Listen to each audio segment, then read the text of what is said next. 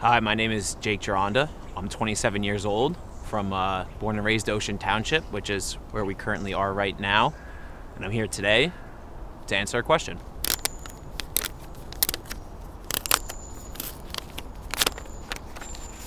In what ways do you let yourself down?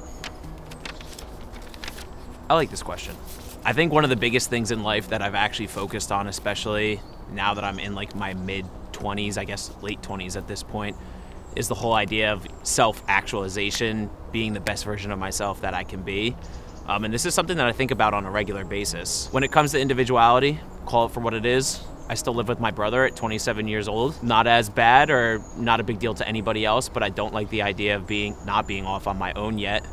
My brother had a house at this point, and I understand that everybody's on their own path in life, but I just feel like I'm nearing or already at the point where I would like to be established on my own, kind of, building my own life and laying the groundwork for something with longevity. When it comes to relationships, I had a vision for myself of where I was going to be at a certain point, and marriage is something that I'm definitely open to.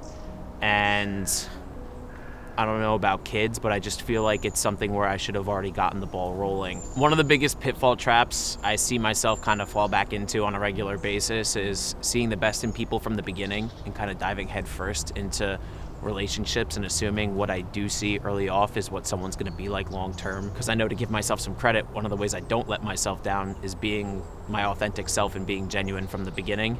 Kind of what you see is what you get. And it's led to this situation where I'll date somebody and then things get ugly in a few different ways, and then I hit the eject button.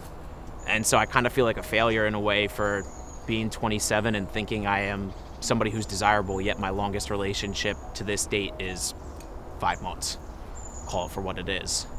I feel like I react strongly in some ways when I should be able to just let things go, whether it be in the moment or in the long term. And maybe that bleeds into some things with relationships not working out being actually partially my fault. Something that I have absolutely tried to work on in a number of ways, and hopefully something that I'm making good steps towards. I see a therapist. I try to work on myself and catch my emotions in the moment.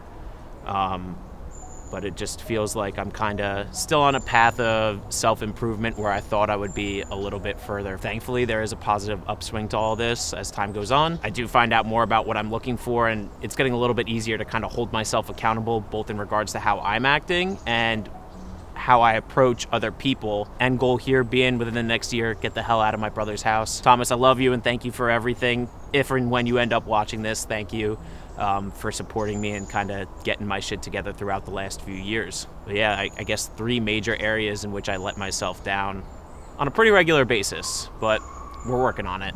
And now I'm going to write a question for someone else. Oh God, if they're going to actually be able to read this.